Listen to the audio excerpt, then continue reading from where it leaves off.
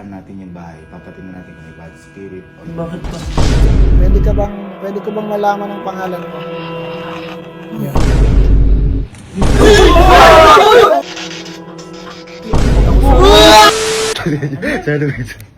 Diba nung nakaraan, tinakot natin si Kojak at si Kalo. Ayun, kabang-kabang. Ngayon ba, kakarating lang ni Taktor.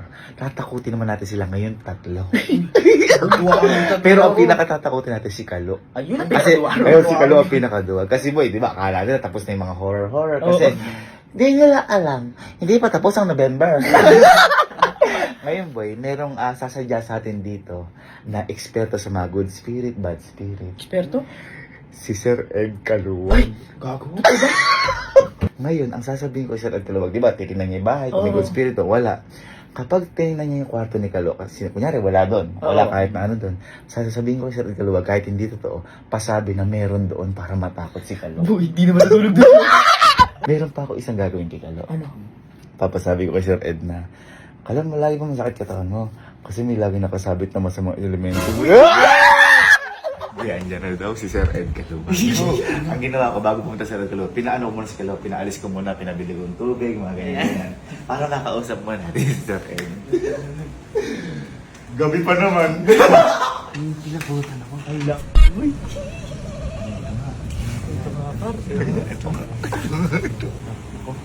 Ito na si Sir Ed. Oh. Sir, kamusta mo? Kamusta mo? Good evening po. Good evening po. Good evening po. Good evening po. Ang gagawin po natin, titingnan po natin dito sa may bahay kung may good spirit, bad spirit.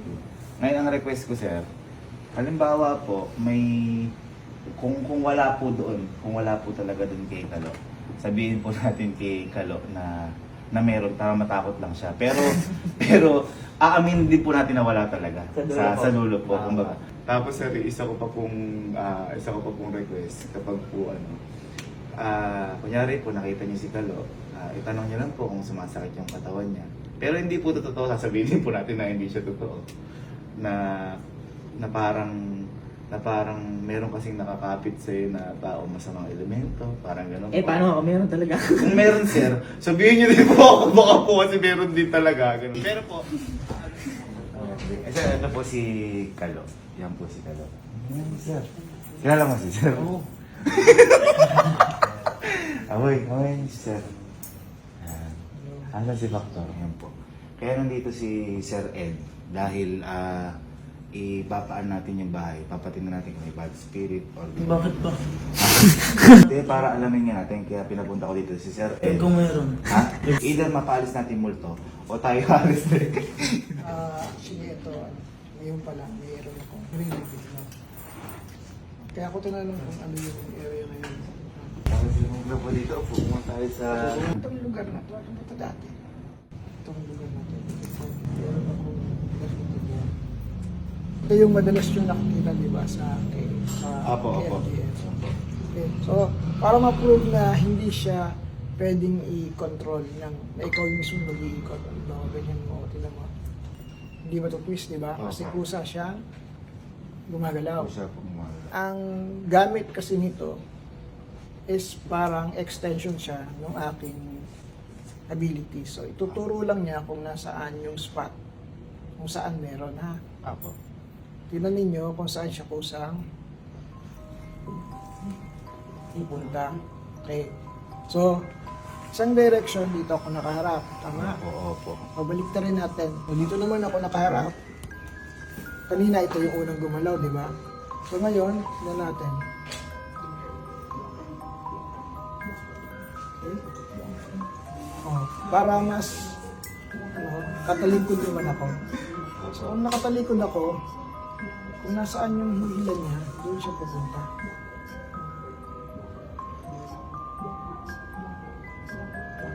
So, same spot ba yung tinuturo? Bakit? Ay, bumabalik na At na. anong gawin natin? Doon talaga siya pupunta. So, lalapitan ko siya.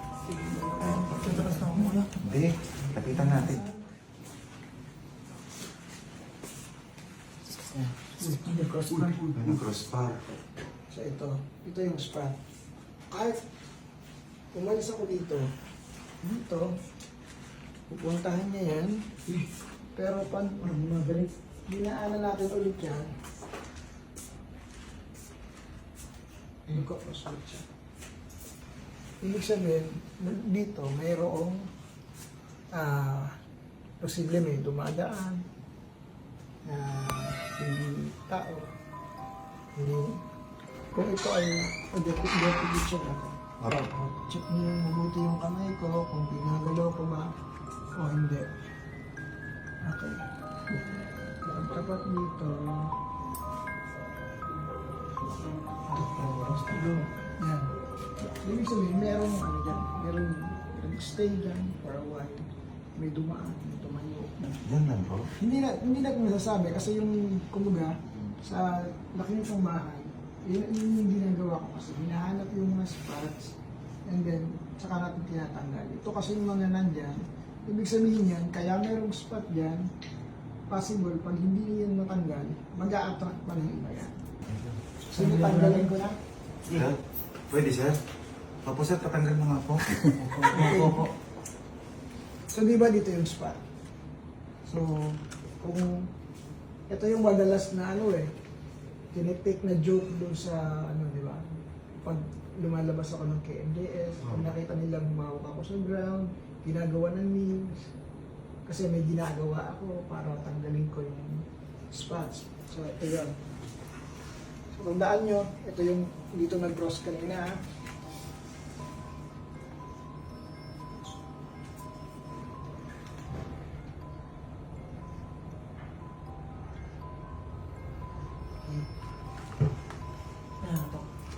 Tingnan natin. Tatawid ako dyan. Dapat magkocross siya. Kung Opo. hindi siya.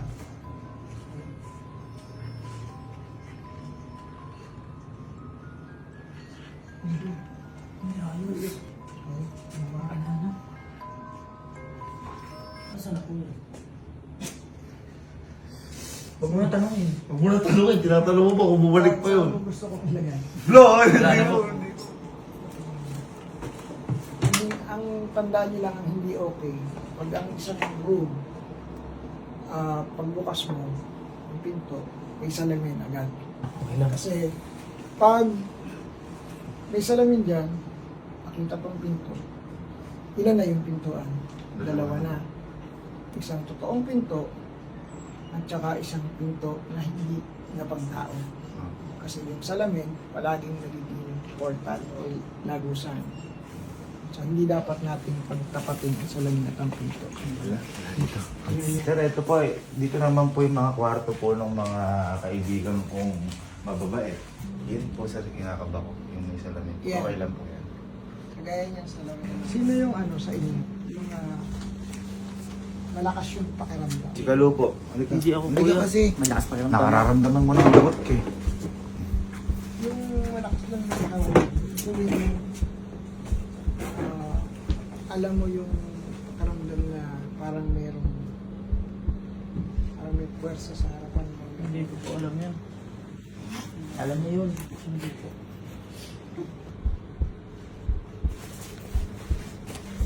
Ganun mo lang siya. Huwag mo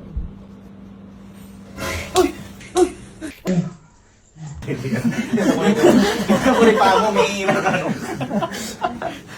Tinignan ko lang kung malakas pakiramdam mo. Sige, sige.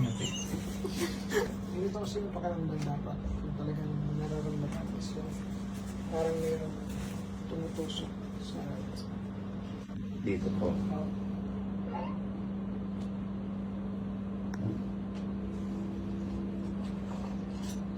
Ito po. Opo. So, saan may iba yung pakiramdam. Ibig sabihin, yun yung spot yun. Sir, pwede rin po matanggal yan. Meron po ba dyan? Posible kasi yung ano to may important to sa salamin. Kasi kita yung pintuan. Opo. So, Papaalis po namin yan. takpan nyo na lang. Opo. Opo. Pwede naman lagyan siya ng curtain. Kasi para matatakpan na. Sige po. Sir, yung sa ano po namin sa mga kwarto. Wala naman siyang pick up.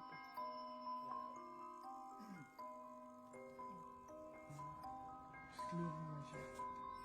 Ito mismo kwarto mo. Opo, ito po yung kwarto ko po. Medyo may kakaiba. Gamit tayo ng apps. Yung, alam nyo ba yung tinatawag na ghost box? Hindi pa po. EVP, ang tawag doon is EVP means electronic voice phenomena. So, ginagamit ko to sa mga investigation. Although apps lang yan, pero frequency kasi to na parang radio frequency na random. Puro lang tsh. Pero pag tayo nagtanong, posibleng may sumagot. So, ganyan lang siya, di ba? Yan lang, yung tunog niya. So, kung meron dito, may maririnig kayo magsasalita dyan.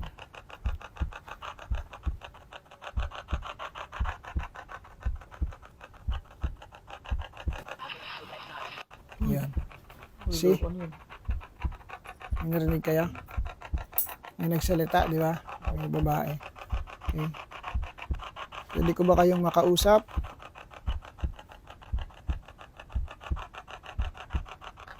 Nawala. Pero kanina meron.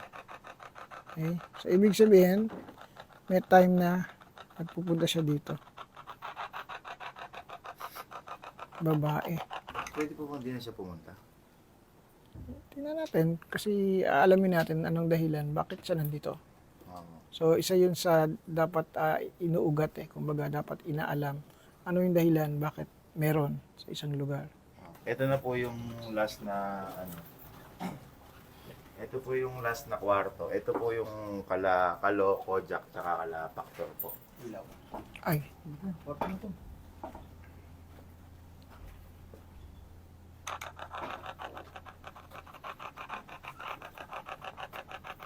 ito mukhang ito meron dito. Oo. Yung sa part na yun.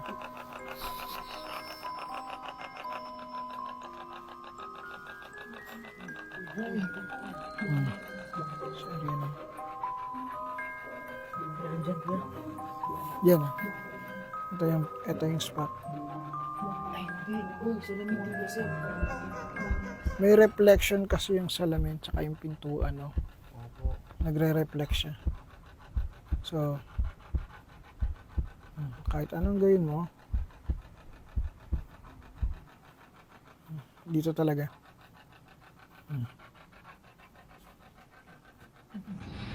Diba? Kuya! Kuya! Diba? Narinig niya? Kuya!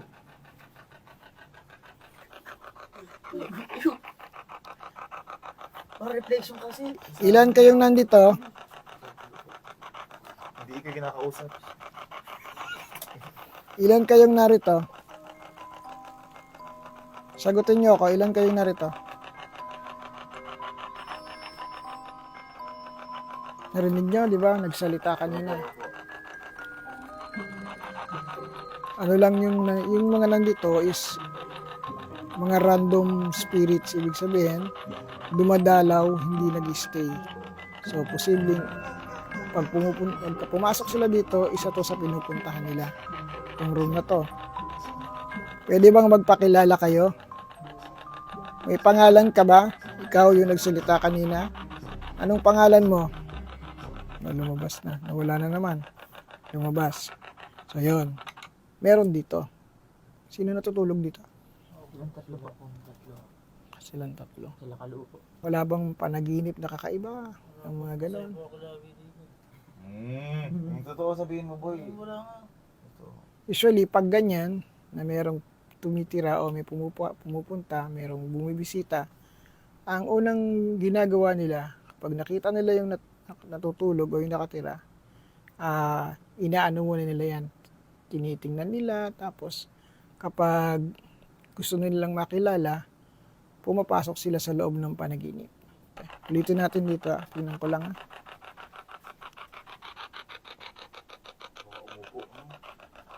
Okay. May kilala ka ba sa mga nandito ngayon? Pwede ko bang malaman ang pangalan mo?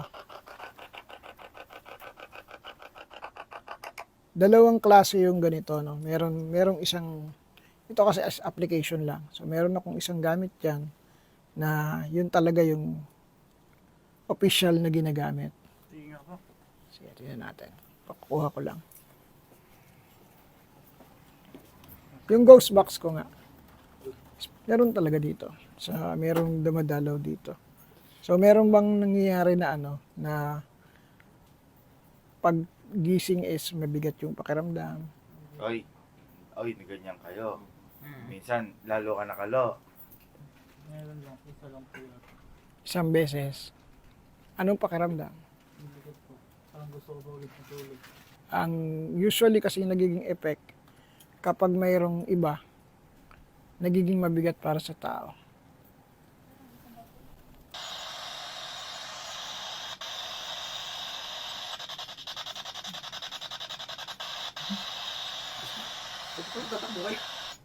Kaya tumakbo.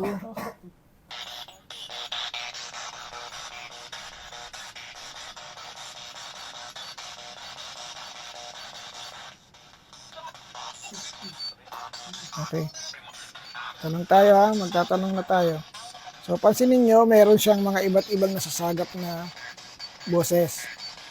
Ngayon, malalaman mo na sumasagot siya ng tanong kapag nangibabaw na salita ay yung sagot sa tanong mo.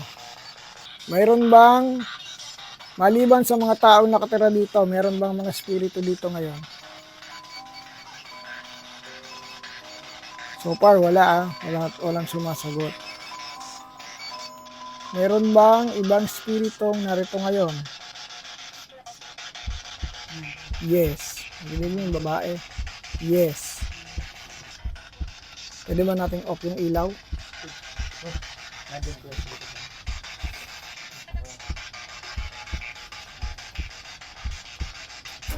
Yan.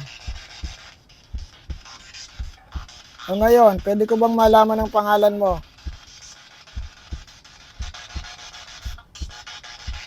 Ano daw? Ang narinig yung sinabi?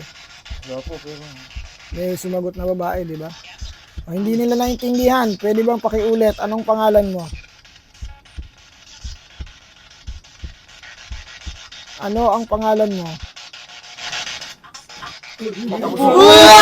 Uy, gogo! Uy, gogo!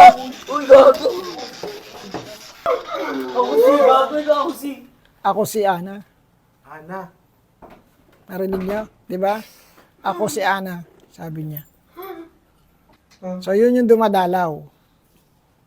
Yung spirits na ang pangalan ay Ana. So, legit na may dumadalaw-dalaw. Or, siya lang din yung galing sa baba kanina. Siya lang din yung nakita ko doon na umiikot-ikot. Po, may paniniwala po kasi kami na, kasi nga po kapag sinasakit nyo sa katawan, kung may chance din po ba, ba, may nakasunod sa parate, may mga Yes. Ngayon po, pwede niyo po makita kung may kasama kami. Isa-isa po kami. Ito po, mula po dito. Yan po.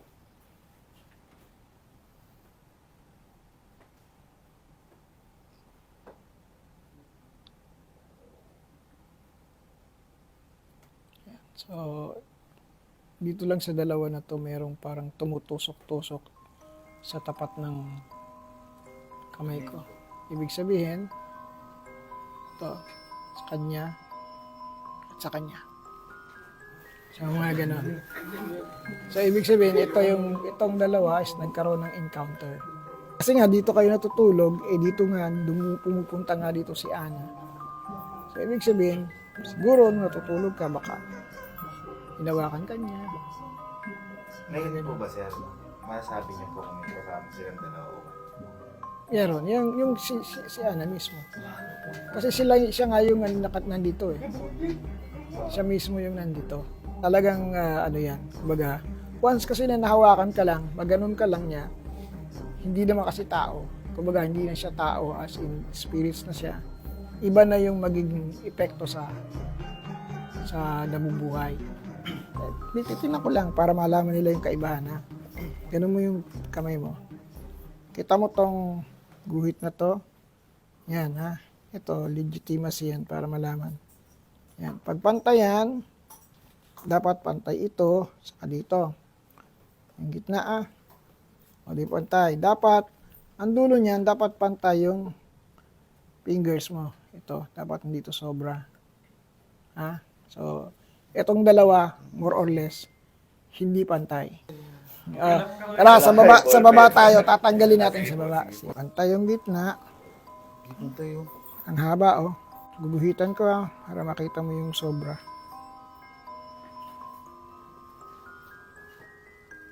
Yan yung sobra. Ganyan kahaba yung sobra. Kita mo? Ikaw, tika. Tapos saka natin tatanggalin. Para makita nyo na mawawala yan.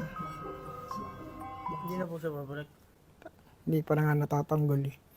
Tanggalin ko muna. Excited din kasi.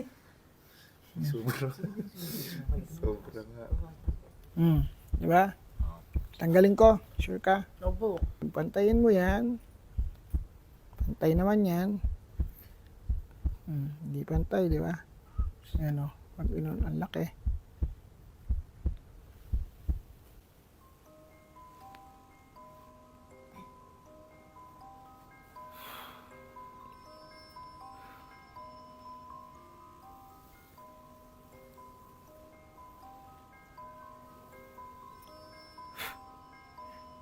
Tingnan mo ha. Oops. Uy. Ano? Ay. Pantay na. Hop. Uy. Pantay na. Pwede po saan hindi na babalik ganun? Wala na. Ibig sabihin, natanggal na natin yung bakas. Natanggal na natin yung ano. Hindi na yan babalik. Depende kung dadalaw ulit. Pwede po namin kayo patawag ulit pag ganun. Pwede naman. Sabi ko kasi hindi ko alam kung totoo hindi. Kasi sabi namin kay Sir Ed kanina na kapag wala doon sa kwarto mo, sabihin na meron kahit hindi totoo para lang matakot ka. Di ba sir? Yes. Ngayon sir, ang tanong ko lang sir, totoo po ba narinig namin na yung kanina? Yes. Totoo talaga. Meron po talaga? Oo. Yung, Bago sir. sino ang nakarinig nung salitang ako si Ana? So, ibig sabihin, wala namang ibang sasagot kasi ang tanong ko, anong pangalan mo? Pwede bang makilala?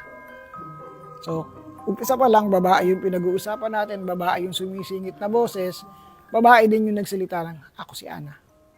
May nagsalita, di ba? May babae. Hindi yung babae. Yes. Yung pong, di ba po pinag-usapan dito sa video po, okay kalo na meron siyang nakaano sa likod niya pag may pakiramdam. Yung sa kanya po kanina, totoo Yok lang po siya. yan. No, yung talagang legit talaga kasi Hindi naman meron po nakasama sa kanya. oo, hindi magpapantay talaga kapag meron. Lakas kasi yung trip mo.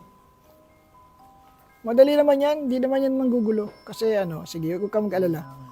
Huwag kayong mag-alala kasi mamaya pag labas namin, sasama ko.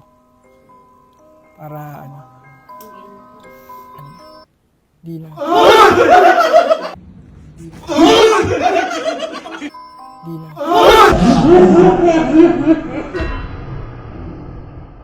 Yan, disclaimer na po. Again, yung mga nangyari po kanina ay akala namin magiging joke lang. Pero naging totoo po siya. Kaya please, ambilin po sa amin, wag po natin itong gawing biro.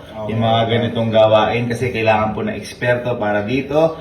And at the same time, maraming salamat Sir Ed Caluwag sa pagbisita sa amin dito. At pag-alis ng mga negative spirits dito or negative ambience, mga sa lahat ng negative. Kaya sobrang okay na po ng bahay namin. Sobrang thank you Sir Ed Caluwag. Like, follow, and subscribe din po kayo kay Sir Ed Caluwag. Again, wag po natin gawing biro to. God bless po and stay safe po sa lahat. Stay positive. Yeah.